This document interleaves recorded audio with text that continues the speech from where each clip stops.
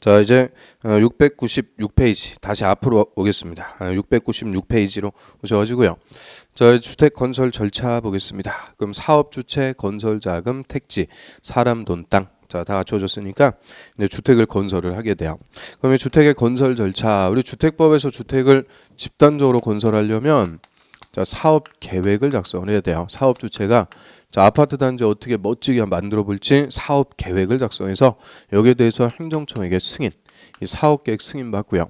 자, 요게 핵심입니다. 이 주택법에서는 핵심 절차가 되죠. 그럼 언제 이 사업 계획 작성해갖고 승인 받는 거냐? 이 사업 계획 승인 받는 대상. 자, 일단 단독 주택을 건설할 때는 30호 이상. 30호 이상 건설.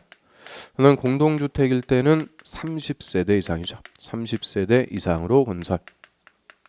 그다음 대지 조성할 때, 이 대지 조성일 때는 10,000제곱미터 이상으로 조성할 때. 자, 요 세 가지가 원칙적인 사업계획 승인 대상입니다.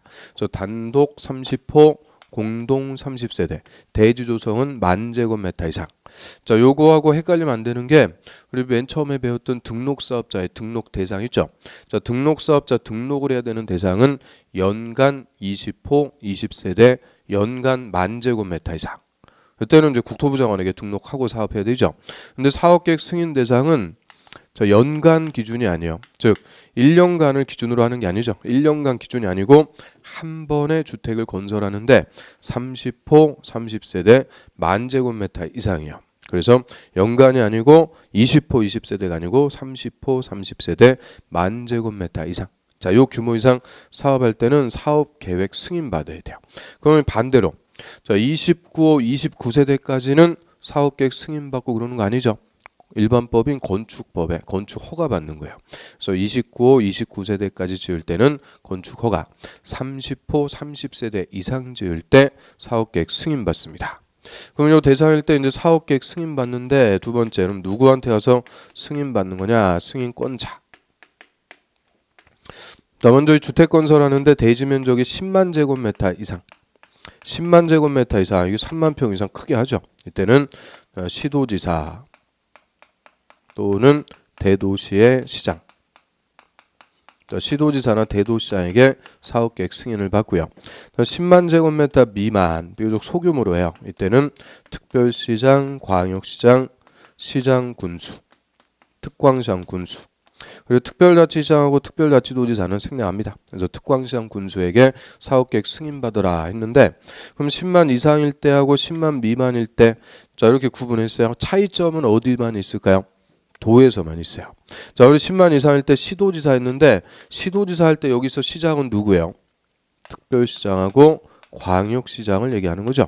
그래서 이상일 때도 특별시장, 광역시장한테, 미만일 때도 특별시장, 광역시장한테. 그러니까 특별시, 광역시에서는 승인권자가 다 특별시장, 광역시장이 되는 거죠.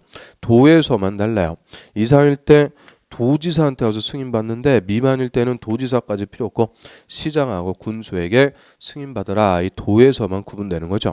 그러면 특별시, 광역시에서는 특별시장, 광역시장이 승인권자가 되니까 절대 누구는 승인권자가 안 된다. 구청장. 구청장 X입니다.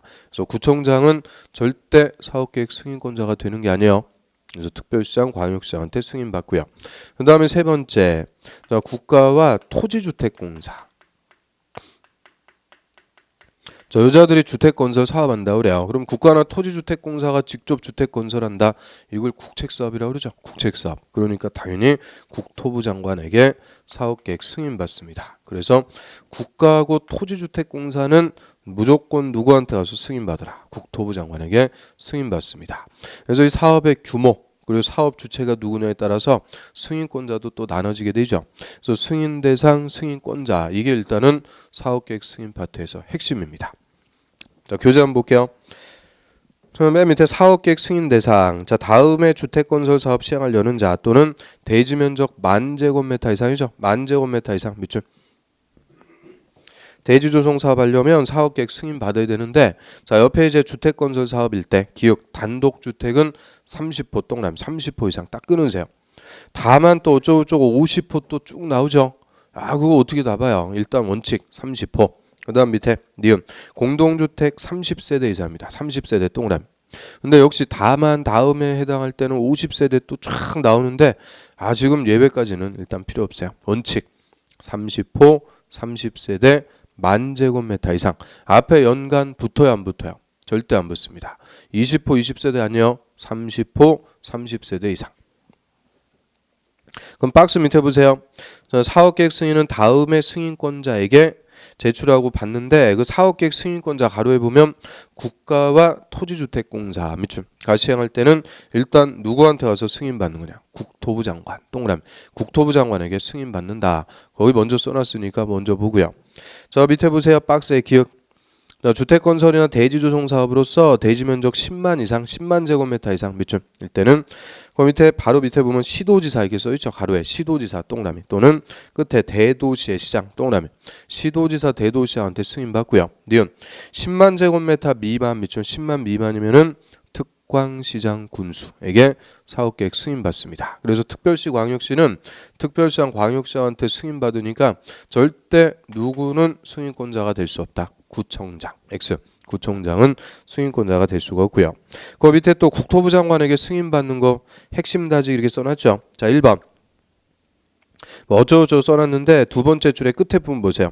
국토부 장관이 지정고시하는 지역 밑줄 안에서 주택건설 사업할 때 또 2번도 두 번째 줄의 중간 국토부 장관이 지정고시하는 지역 밑줄 안에서 주택건설 사업할 때 3번은 필요 없어요. 그러면 자 1번하고 2번 어쩌고저쩌고 앞에 막 써놨는데 다 그게 중요한 게 아니고 한마디로 누가 지정고시하는 지역 국토부 장관이 지정고시하는 지역에서 사업할 때도 그대로 누구한테 가서 승인받는다. 국토부 장관에게 승인받습니다. 그래서 국가와 토지주택공사가 사업하거나 국토부 장관이 지정고시하는 지역 안에서 주택건설 사업할 때는 국토부 장관에게 사업계획 승인받고요. 자 넘어갑니다.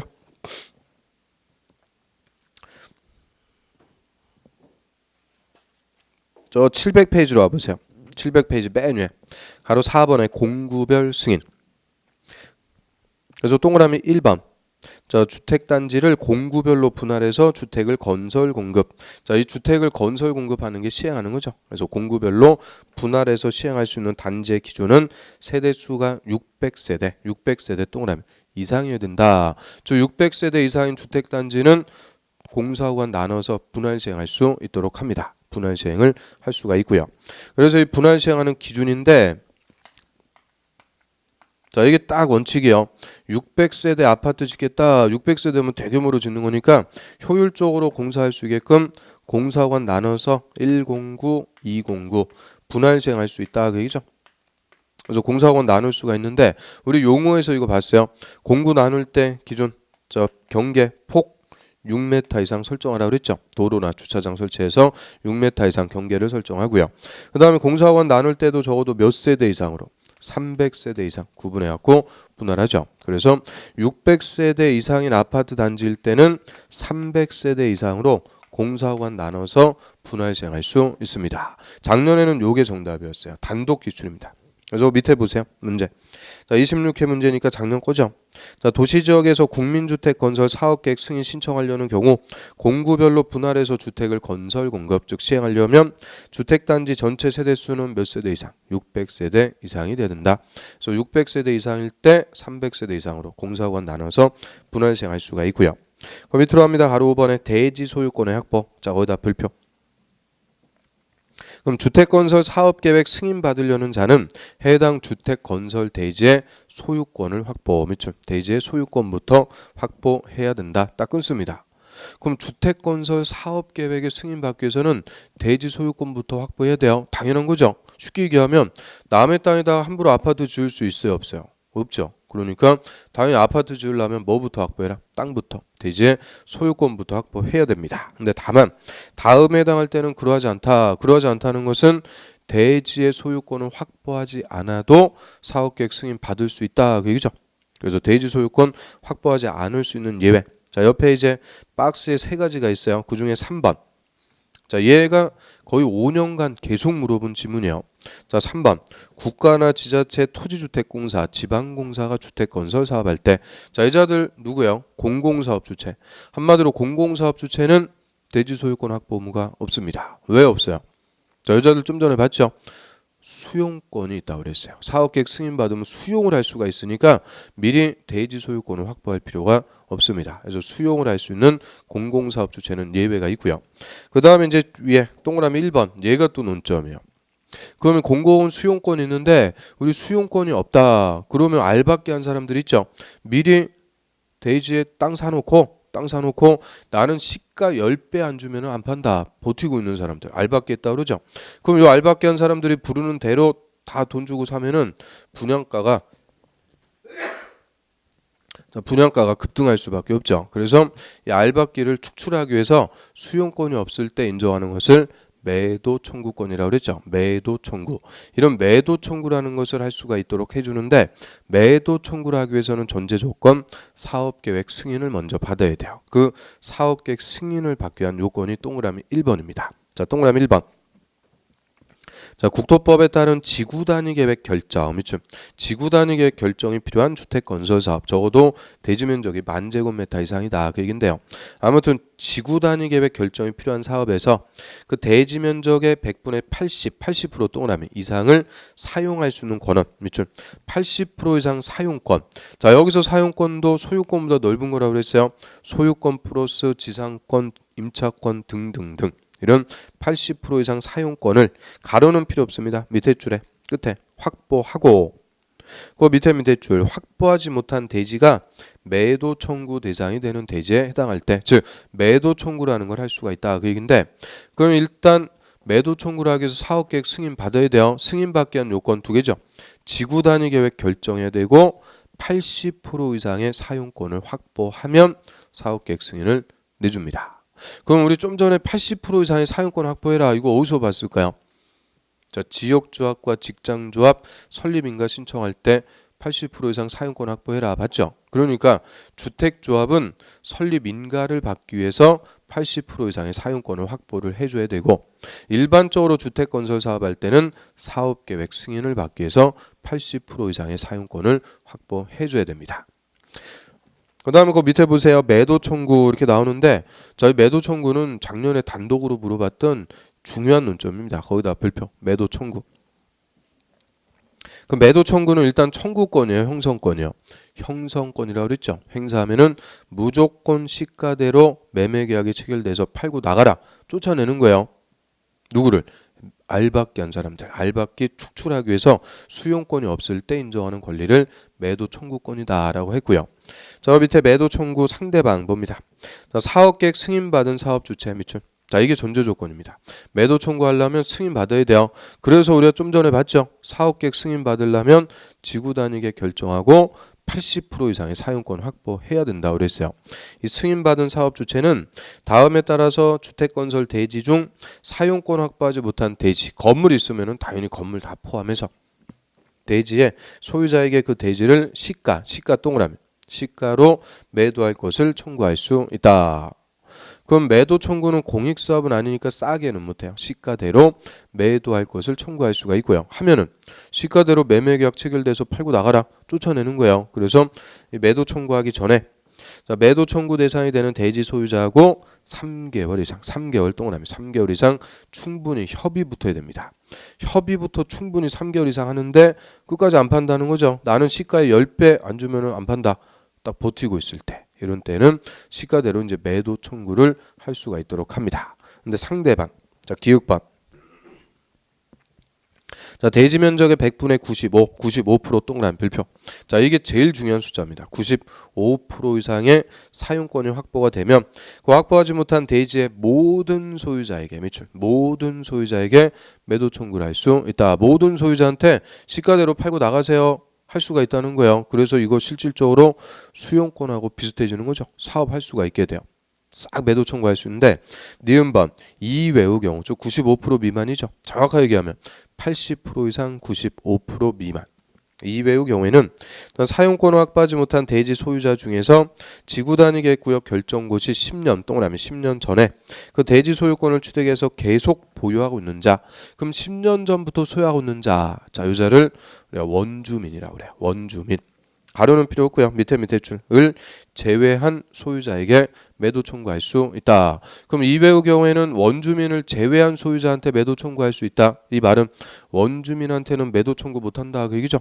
왜 못할까요? 항상 매도 청구는 알박기 축출이라고 그랬죠. 근데 10년 전부터 소유하고 있었으면 그건 알박은 아니고 정당한 토지 소유자입니다. 이런 정당한 토지 소유자한테는 매도 청구를 못해요. 그러면 원주민이 나는 내 땅 안 판다 딱 그러면 사업 못하는 거예요. 그래서 이배우 경우에는 사업 못합니다.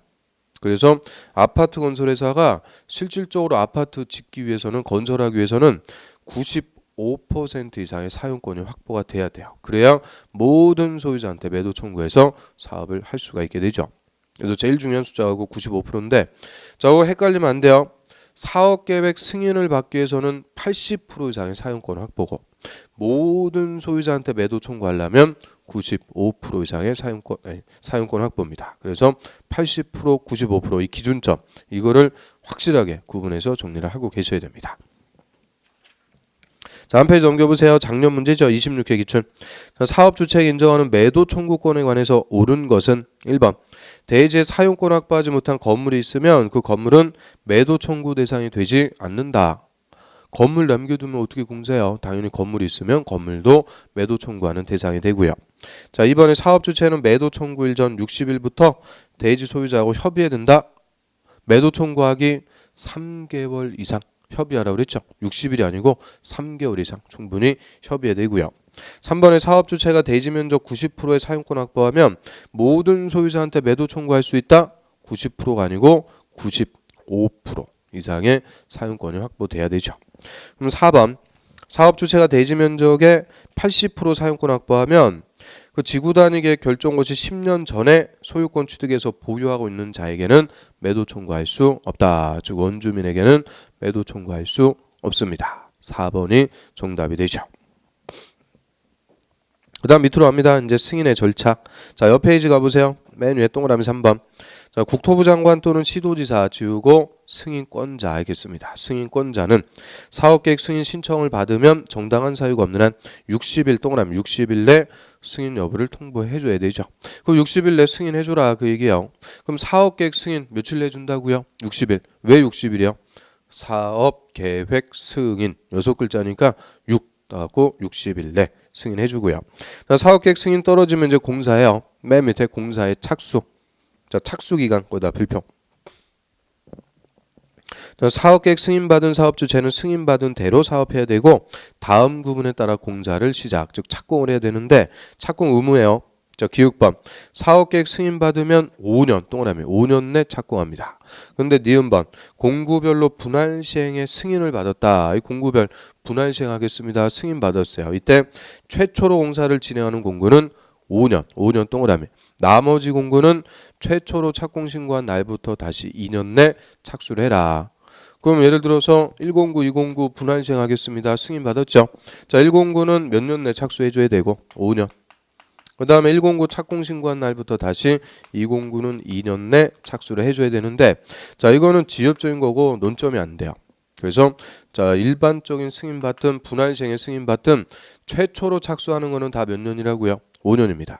이게 작년까지 3년이었다가 개정돼가지고 5년 대폭 늘려줬어요. 착공기간 5년 줍니다. 자, 한 페이지 넘겨보세요. 근데 동그라미 4번에 사업계획 승인 취소입니다. 승인권자는 다음에 해당할 때는 사업계획 승인을 취소할 수가 있다. 밑줄 임의적입니다. 취소할 수가 있다. 해서 기육번 사업주체가 승인받고 3년 이렇게 써있죠. 3년 지우고 5년으로 바꾸세요. 5년 내 공사를 시작하지 않은 경우, 즉 5년 내 착공 안 하면 승인 취소할 수가 있는데 자, 요거는 제외요. 나머지 공구는 아까 2년 내 착수하라고 그랬죠. 이거 나머지 공구 2년 내 착수 안 해도 승인 취소하고 이런 건 없어요. 그래서 이거 지엽적인 거니까 중요한 게 아니고 최초로 착수하는 거 항상 5년 내 착수 안 하면 승인을 취소할 수가 있다. 임의죠. 이게 건축허가하고 차이점입니다. 건축허가는 1년 내 착수 안 하면 필수적 취소입니다. 근데 사업계획 승인은 5년 내 착수 안 해도 취소할 수가 있죠. 당연한 거예요. 덩어리가 규모가 큰 거니까 착수기간도 5배 5년 못해도 반드시 취소하는 건 아니죠. 할 수가 있다. 자, 그럼 사업계획 승인 떨어지면 이제 공사합니다. 자, 공사하는 것을 시공한다 그래요. 시공. 그래서 사업계획 승인 떨어지면은 사업 주체는 매도 청구 등을 통해서 대지의 소유권이 확보가 됐다. 5년 내 착공해갖고 공사하는 것을 시공한다라고 하고요. 자, 이 시공 쪽에서는 뭐 그닥 중요한 논점이 없습니다. 자, 공사해가지고 다 공사가 끝났어요. 다 공사 끝났으면은 자, 사업계획 승인받은 대로 공사를 잘했는지 검사, 이 준공 검사 받는데 그 검사의 개념을 주택법에서는 사용 검사 받는다라고 합니다. 사용 검사. 사용 검사 받고 사용할 수가 있죠. 그래서 714페이지로 가겠습니다. 714페이지. 밑에 보면은 사용 검사. 사업 주체는 사업계획 승인받았고 제한은 주택 건설이나 대지 조성 사업을 완료하면 그 주택이나 대지에 대해서 밑에 줄 시군구청장 밑줄 별표 시군구청장 나르고 국가나 토지주택공사가 사업 주체인 경우 등에는 국토부 장관 밑줄 국토부 장관의 사용 검사를 받아야 된다. 딱 끊습니다. 다만 사업계획 승인 정확하게 얘기하면 이제 분할 시행에 대한 승인이요. 분할 시행에 대한 승인 받은 경우에는 완공된 주택에 대해서 공구별로 사용 검사 밑줄 공구별 사용 검사 요거를 분할 검사라고 그래요. 분할 검사를 받을 수도 있고 사업계획 승인 조건 미행 등 일정한 사유가 있으면 공사가 완료된 주택의 동별로 사용 검사 밑줄 그걸 동별 검사라고 그래요. 동별 검사도 받을 수 있다. 그래서 일단 단서 먼저 봐요. 자, 109 분할 시행하겠습니다. 승인 받았죠. 109 먼저 공사 끝났어요. 그러면 109부터 사용 검사 받을 수 있죠. 요거를 분할 검사 얼마든지 가능. 또 동별 검사도 가능합니다. 일정한 사유가 있으면은 동별 검사도 얼마든지 가능하다. 그래서 하여튼 받을 수 없다 그러면 무조건 틀려요. 다 사업 주체를 위해서 받을 수가 있어요. 동별 검사, 분할 검사 가능하고요. 그럼 다시 위로 가보세요. 자, 사용 검사 누구한테 가서 받는다고요? 시장, 군수, 구청장에게 검사받는다. 원칙. 다음에 예외적으로 국토부 장관에게 승인받았으면 국토부 장관에게 검사받습니다. 그러면 원칙적인 논리는 어떻게 돼요? 사업계획 승인받은 대로 공사했는지 검사하는 절차니까 승인권자한테 가서 검사받는 게 원칙적인 논리예요. 그래서 아까 이 국가나 토지주택공사가 사업할 때는 국토부 장관에게 승인, 검사도 그대로 두고 국토부 장관에게 검사 딱 맞는 논리예요. 그런데 요 사람들에게 사업계획 승인받았을 때는 승인권자가 아니고 시군 구청장 특히 구청장한테 와서 검사받습니다. 절대 구청장은 승인권자가 안 된다고 그랬죠. 그런데 검사권자는 됩니다. 그래서 사업계획 승인권자에게 사용검사 받는다 이러면 틀려요. 사용검사는 시군 구청장에게 받습니다. 그래서 이 제일 가까운 사람 시군 구청장한테 검사 받아라. 이 사업 주체에 편의를 주는 건데 그 예를 들어 갖고 서울특별시 강남구 자 여기서 10만 제곱미터 아파트 건설한다 그래요. 자 사업계획 승인은 누구한테 와서 받아요? 특별시장한테 받는 거예요. 특별시장한테 승인 받아갖고 공사 다 끝났어요. 검사는 특별시장까지 갈 필요 없고 누구한테 가서 받으면 된다. 구청장한테 그냥 받으면 되는 거죠. 그래서 제일 가까운 사람 시군 구청장한테 가서 사용 검사를 받습니다. 자, 옆 페이지 가보세요. 박스 밑에 동그라미 2번 기간 사용검사는 그 신청하면은 15일 동그라미 15일 내 해줘야 된다. 15일 내 사용검사 해주고요. 한 페이지 넘어갑니다. 자, 사용검사 받으면 효과 그 가로 4번 사업 주체나 입주 예정자는 사용검사를 받은 후가 아니면 주택이나 대지를 사용케 하거나 사용할 수 없다. 딱 끊고요. 즉 사용검사 받은 후에 사용할 수 있다. 이게 원칙. 근데 다만 다음의 경우로서 사용검사권자에게 임시사용 승인 받은 경우 밑줄 임시사용 승인 받은 경우에는 그러하지 않다. 그러하지 않다는 것은 사용검사 받기 전에 사용할 수 있다 그 얘기죠. 그래서 임시사용 승인 받으면 먼저 사용할 수 있는데 우리 건축법하고 똑같아요. 먼저 공사 끝났으니까 미리 쓰겠습니다 받는 게 임시사용 승인. 그래서 사용에 지장이 없으면 먼저 공사 끝난 구간에 대해서 미리 임시사용 승인 받아갖고 사용할 수가 있고요. 그 대상인데 박스에 보세요. 기역.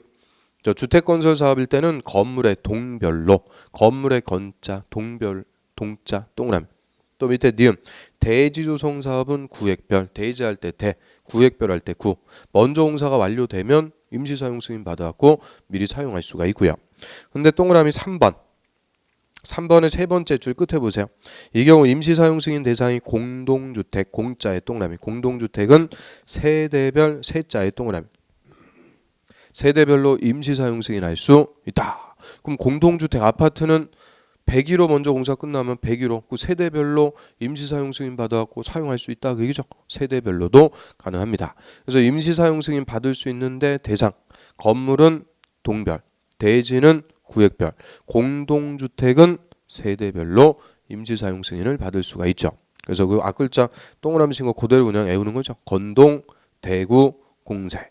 건동, 대구, 공세. 임시 사용 승인 받아갖고 먼저 사용할 수 있습니다. 자, 여기까지가 주택 건설 파트입니다. 건설 파트 우리가 쭉 봤고요. 그 다음에 쭉 넘겨보세요. 724페이지에 보면은 자, 중간에 택지나 건설 작업 우리가 봤어요. 저 밑에 공업화 주택이라는 거 나오죠. 공업화 주택은 뭐 조립식 주택을 얘기해요. 조립식 아파트. 그런데 이거 뭐 여태까지 시험에 물어본 거 없고요. 앞으로도 안 물어볼 거니까 건설 파트는 여기서 끝나고요. 그 옆 페이지로 합니다. 이제 3절에 주택의 공급 나오죠. 자, 건설한 주택을 공급 분양하는데 이 공급한다고 할 때는 분양하는 것만 얘기하는 게 아니고 임대하는 것까지 다 포함해서 분양 또는 임대를 공급한다라고 합니다. 자, 일반적으로는 분양하는 거죠. 자, 한 페이지 넘겨보세요.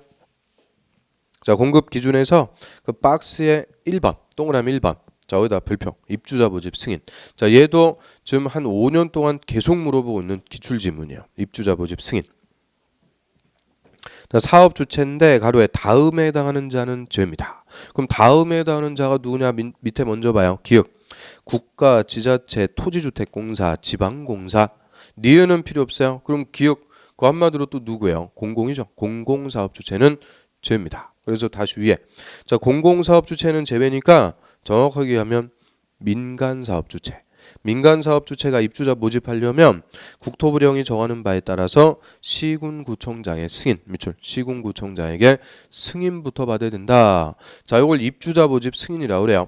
주택을 공급하기 위해서 입주자부터 모집하죠. 입주자 모집하고자 할 때 입주자 모집 조건이나 방법 또 분양가 이런 게 적정한지 사업 주체는 시군구청장한테 먼저 승인을 받아야 돼요. 그거를 입주자 모집 승인이다라고 하는데 자, 입주자 모집 승인 누구는 안 받는다고요?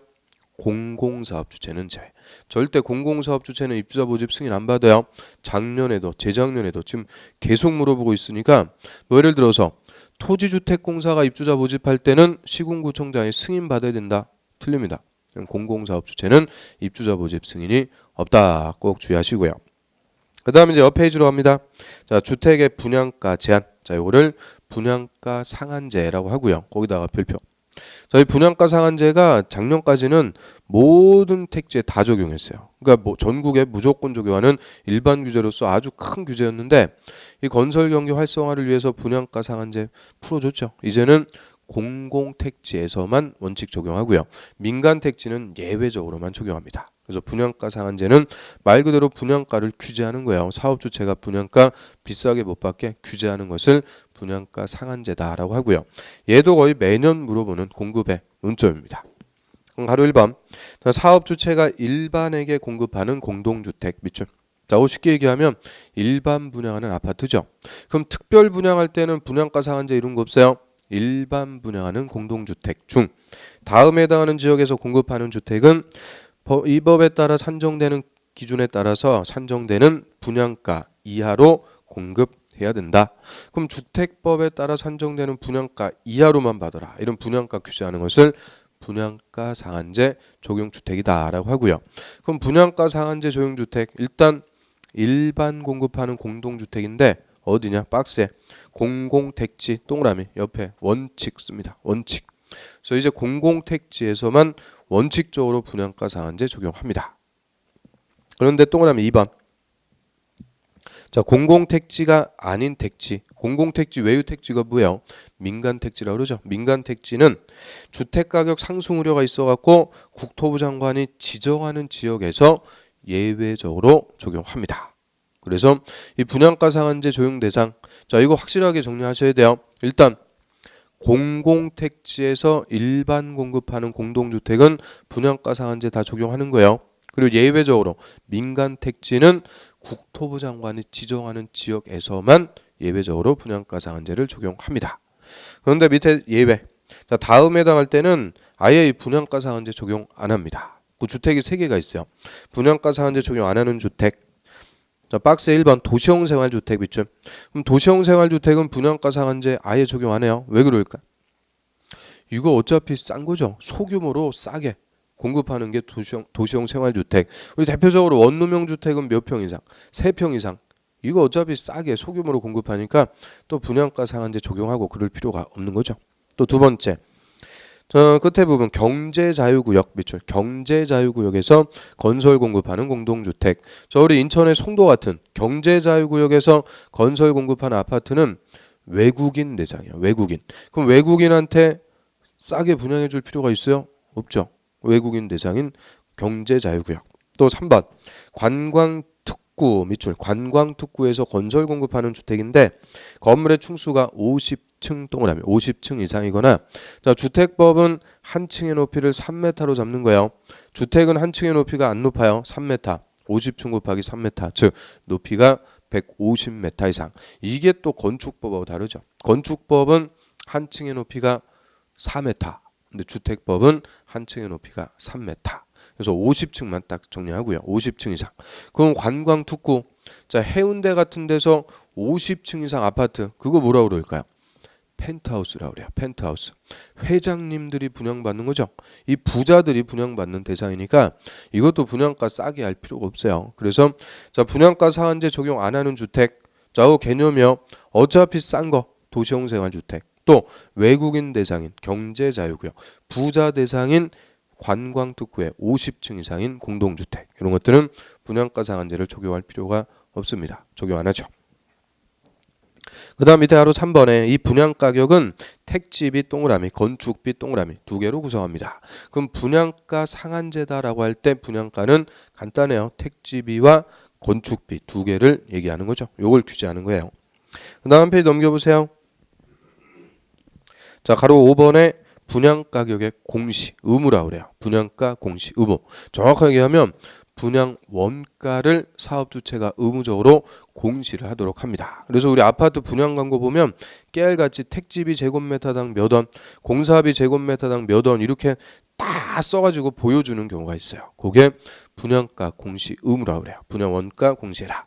그래서 사업주체는 분양가 상한제 조용주택으로서 공공택지 동그라미 공공택지에서 공급하는 주택에 대해서 입주자 모집 승인받았을 때는 입주자 모집 공고에 다음 사항에 대한 분양가를 공시해야 된다. 의무입니다.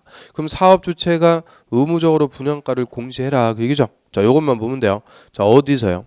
공공택지. 공공택지에서는 사업주체가 의무적으로 분양원가도 공시를 해야 되는데, 자, 분양가 공시할 때 사항은 박스에 택지비, 공사비, 간접비 등등으로 갑니다. 좀 더 자세한 항목으로 공시하는 거죠. 자, 이거 똑같은 분양가라고 쓰는데 좀 전에 분양가 상한제에서는 뭐였어요? 택지비와 건축비. 간단하게 택지비, 건축비. 근데 분양가 공시한다라고 할 때는 택지비, 건축비가 아니요 공사비, 간접비 등으로 갑니다. 더 자세한 항목에 대해서 공시하도록 하죠. 그래서 자, 요거의 차이점을 물어본 게 24회예요. 분양가 상한제는 택지비, 건축비, 분양가 공시는 택지비, 공사비, 간접비 등으로 갑니다. 자, 그다음에 옆 페이지 맨 밑에 보세요. 가로 8번 분양가 상한제 적용 지역. 자, 요게 작년에 신설된 거고요. 자, 작년까지 우리 주택법의 중요한 제도로서 주택거래 신고제라는 게 있었어요. 주택거래 신고제. 근데 이거 폐지됐죠? 이제 폐지돼가지고 주택거래 신고제가 없어졌어요. 대신 들어온 게 요거예요. 분양가 상한제 적용지역. 그래서 예전에 우리 주택거래 신고제에서 제일 잘 물어본 게 주택거래 신고지역의 지정 대상. 그거를 제일 잘 물어봤는데 이 분양가 상한제 적용지역의 지정 대상이 그거하고 비슷해요. 그래서 얼마든지 이것도 출제 가능성이 있는 거니까 좀 정리를 하고요. 그럼 분양가 상한제 적용지역은 분양가 상한제를 적용하기 위해서 국토부 장관이 지정합니다. 어디에 지정해요? 공공택지요, 민간택지요? 민간 택지에서 정하죠. 자, 공공 택지는 어차피 분양가 상한제 적용한다 그랬죠. 그래서 민간 택지라도 예외적으로 국토부 장관이 지정하는 지역은 분양가 상한제 적용하고요. 이런 민간 택지에서 국토부 장관이 지정하는 지역이 분양가 상한제 적용 지역입니다. 그래서 지정. 자, 국토부 장관 밑줄 국토부 장관만 지정합니다. 은 주택 가격 상승률이 물가 상승률보다 현저히 높은 지역으로서 그 밑에 주택가격이 급등하거나 급등할 우려가 있는 지역 중 다음에 해당하는 지역에는 주거정책 심의원회 심의 거쳐가지고 분양가 상한제 적용 지역을 지정할 수 있다. 그래서 국토부 장관이 지정하죠. 어디에? 주택가격 상승률이 물가 상승률보다 현저히 높은 지역으로서 다음 기준을 충족하는 곳인데 그 기준 박스에 보세요. 자, 기억. 자, 지정하는 날이 속하는 달의 직전을 소급해서 3개월간 밑에 아파트 매매가 상승률 밑줄 아파트 매매가 상승률이 10% 동그라미 10% 이상인 지역. 그 다음 니은번 직전을 소급해서 3개월간 역시 월평균 아파트 거래량이 밑줄 전년 동기 대비 즉 작년 대비 200% 동그라미 이상 증가. 또 디귿번은 청약 경쟁률이 20대 1 초과다 하는데 그거까지는 됐고요. 자, 기역하고 니은 두 개만 일단 신경 써갖고 봐요. 둘 다 직전 3월 대비요. 자, 예전처럼 직전 1개월 대비, 직전 3개월 대비 뭐 이렇게 나가는 게 아니고 둘 다 직전 3개월 대비. 근데 기획번은 아파트 매매가 상승률이 10% 이상이고 10%. 그 다음에 니은번은 아파트 거래량이 작년 대비 200% 2배 이상 인적. 자, 이런 지역에 분양가 상한제 적용 지역 지정할 수 있고요. 10%, 200% 확실하게 구분합니다. 그 다음 밑에 지정 절차. 자, 국토부 장관이 분양가 상한제 적용 지역 지정하려면 미리 시도지사의 의견, 밑줄 시도지사 의견 들어야 된다. 자, 요거 시도지사하고 협의한다 그러면 틀려요. 국토부 장관이 더 상급 행정처이니까 시도지사 의견만 들으면 돼요. 의견만 들어갖고 지정하고요. 근데 밑에 동그라미 3번. 자, 국토부 장관은 분양가 상한제 적용 지역으로 계속 지정할 필요가 없다고 인정하면 심의 거쳐가지고 분양가 상한제 적용 지역의 지정을 해제해야 된다. 거기다 비추 해제해야 된다. 의무입니다. 자, 우리 공법에 다 똑같아요. 사유가 없어졌다. 지정할 필요가 없어졌을 때는 해제할 수가 있는 게 아니고 해야 된다. 다 의무적 해제입니다. 의무적으로 해제해서 쓸데없는 규제를 풀어줘야 된다. 그 얘기죠. 다 의무적 해제. 자, 그다음에 이제 쭉 넘어갑니다. 734페이지. 자, 이제 주택 공급에 관한 규제입니다. 지금 좀 전에 우리 분양가 상한제 이런 것들은 공급 기준에서 나오는 거고요. 이제 공급 규제, 이 투기 방지를 위한 공급 규제인데, 자, 그 중에서 옆에 이제 735페이지 맨 밑에 공급 질서 교란 금지. 자, 거기다 별표. 자, 얘는 23, 24, 25 계속 물어봐요. 작년 26회만 쉬었어요.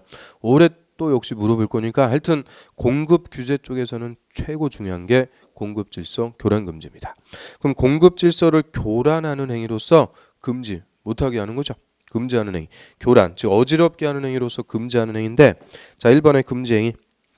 누구든지 주택법에 따라 건설 공급되는 주택을 공급받거나 공급받게 하기 위해서 다음에 해당하는 증서나 지위를 양도 동그라미, 양수 동그라미.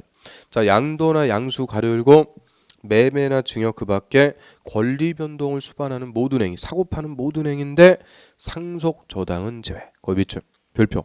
상속과 저당은 금지 행위가 아닙니다. 상속 저당은 제외. 또는 이를 알선의 동그라미. 알선은 중개하는 거죠. 중개. 알선하거나 양도, 양수, 알선할 목적으로 하는 광고 동그라미. 광고를 해서는 안 되며 딱 끊고. 이게 첫 번째 금지 행위. 두 번째, 누구든지 거짓 그 밖에 부정한 방법으로 증서나 지위 주택을 공급받거나 공급받게 해서는 안 된다. 그럼 두 번째 금지 행위, 거짓말로 분양받으면 안 된다. 그 얘기죠. 이거 뭐 당연한 거니까 얘는 논점이 아니고 항상 첫 번째 거가 논점이에요. 자, 뭐 하면 안 된다고요? 일정한 증서나 지위를 양도, 양수, 알선, 광고 해서는 안 된다. 자, 여기서 양도, 양수라고 할 때는 매매, 증여 같은 모든 행위인데 상속과 저당 두 개는 제외라고 그랬어요. 그래서 이 양도, 양수하면 안 되는데 뭐를 한 페이지 넘겨보세요. 자, 1번에 주택조합의 주택을 공급받을 수 있는 지위. 정확하게 얘기하면 주택조합의 조합원 지위죠. 두 개. 지역조합과 직장조합의 조합원이 되면 조합주택 우선적으로 공급받죠. 이런 우선 공급받을 수 있는 조합원 지위. 요거 양도할 수 없습니다. 그래서 우리 앞에서 봤잖아요. 지역조합과 직장조합의 조합원은 교체할 수 있다 없다? 없다. 이 양도할 수가 없다. 그 얘기입니다. 그 다음 두 번째. 주택상환 사채. 자, 요거는 주택으로 상환해주는 사채. 누가 발행했어요? 토지주택공사나 등록사업자가 발행하고요. 사채권자는 몇 년 내 공급계약 체결해서 우선 공급받을 수 있다. 3년. 3년 내 분양계약 체결해서 주택을 우선 공급받을 수 있는 증서. 소위 입주권 개념이라고 그랬죠. 그래서 자, 요것도 우리 앞에서 봤네요. 주택사원 사채도 원칙 양도할 수 없다. 다만 해외 이주 같은 부득이한 사유가 있을 때 예외적으로 양도할 수 있다고 그랬죠. 원칙 양도 금지예요. 그래서 그 1번하고 2번 다 같아요. 주택조합의 조합원지위나 주택사원 사채, 주택을 우선 공급받을 수 있는 지위나 증서. 또 3번 입주자주택 증서, 요거를 소위 청약통장이라고 그러죠. 청약통장. 이게 작년까지는 청약통장이 또 4개나 있었어요. 청약저축, 예금, 부금, 주택청약종합저축 4개나 있었는데 다 없어지고 하나로 통합됐죠. 이제 주택청약종합저축 딱 하나만 있고요. 여기에 가입해서 1년 이상 12번 이상 꾸준히 금액을 납부하면은 공급 순위가 부여되죠. 1순위가 돼요.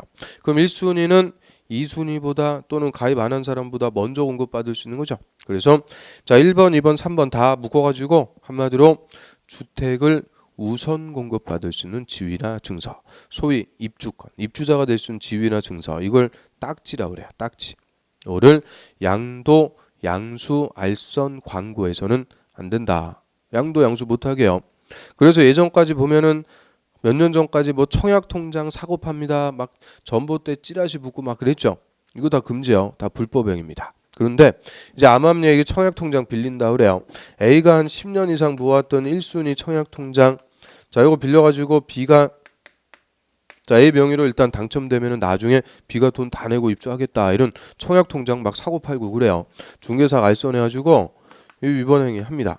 이런 불법행위 다 한단 말이에요. 그러면 청약통장 이거 사고 팔았다 위반했을 때 조치.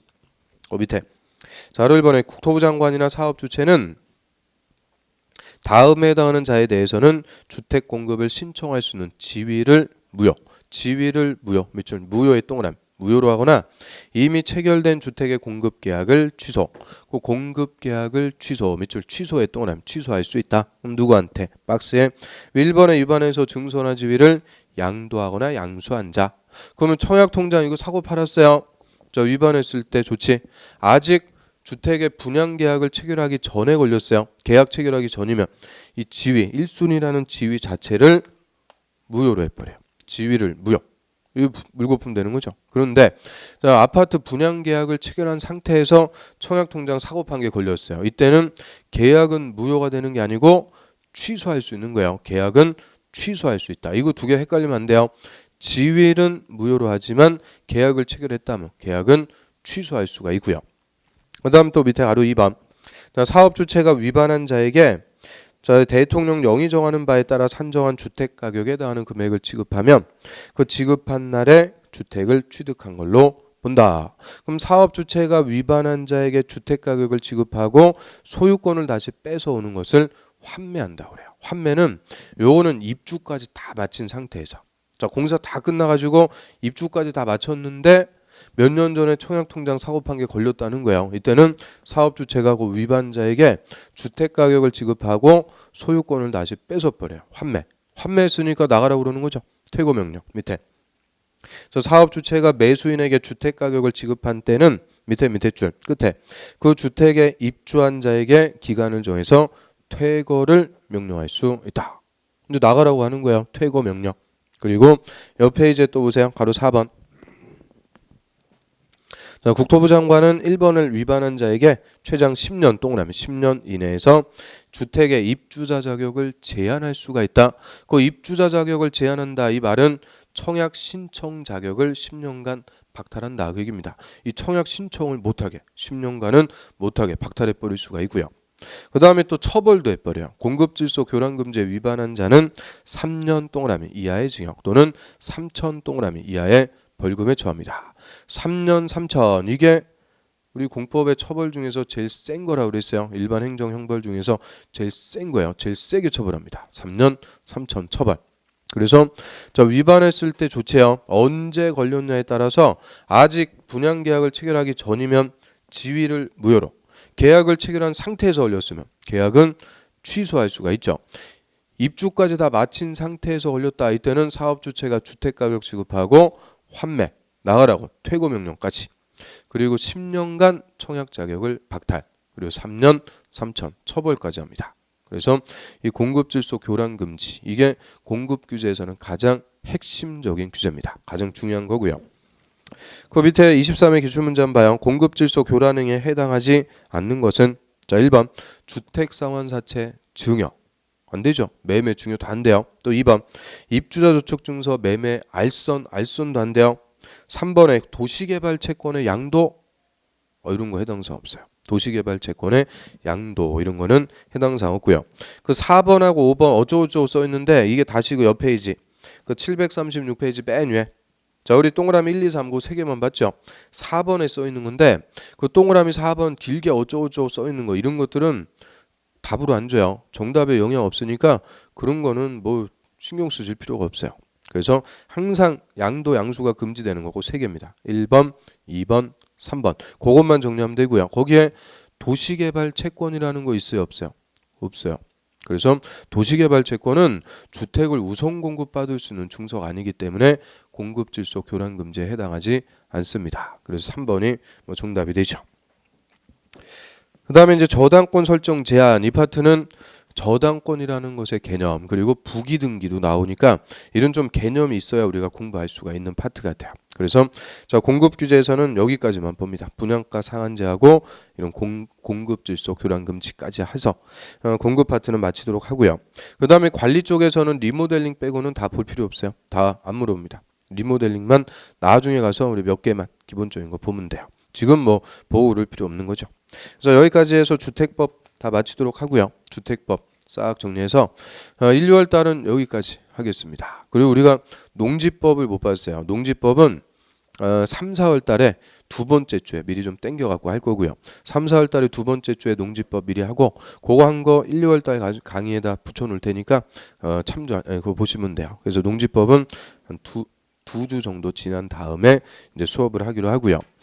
그래서 여기까지 1, 2월 달 기초과정을 마치도록 하는데요. 자, 기초과정은 말 그대로 기초예요. 우리 공법을 공부하기 위한 기초적인 개념들 가지고 수업을 했고요. 3, 4월 달에는 이거보다 더 들어갑니다. 물론 조금 더 어려워지는 거죠. 3, 4월 달은 이제 우리가 안 했던 것들 숫자도 더 많이 나올 거예요. 숫자. 그 다음에 예외라든지 조금 어려운 개념까지 들어와서 하여튼 1, 2월 달에 수업한 것보다는 훨씬 더 좀 분량이 늘어납니다. 좀 늘어날 거고요. 그래서 3, 4월 달까지가 우리가 새로운 거 배우는 거예요. 5, 6월 달부터는 이제 3, 4월 달에 수업했던 거 계속 반복입니다. 반복하면서 문제도 풀고 그런 식으로 반복해서 나가고요. 하여튼 3, 4월 달까지 새로운 거 배우는 거니까 3, 4월 달까지만 조금 더 고생하시면 되고요. 자, 그동안 1, 2월 달 수업 들으시느라고 고생들 많으셨어요. 이 공법이 만만치 않은 건데 하여튼 이렇게 하나씩 따라오면은 다 돼요. 다 시험에 합격하는 거니까 절대 걱정하지 마시고요. 자, 그동안 수업 들으셔서 고생하셨습니다. 감사하고요. 다음 주에 또 3, 4월 달 과정에서 뵙도록 하겠습니다. 자, 그리고 참 아까 그 수정표 나눠드린 거 있죠? 그 다음 주까지 꼭 좀 수정해 오세요. 다음 주부터 수정한 사항 가지고 수업할 게 있으니까 수정 좀 해오시고요. 자, 그동안 고생하셨습니다.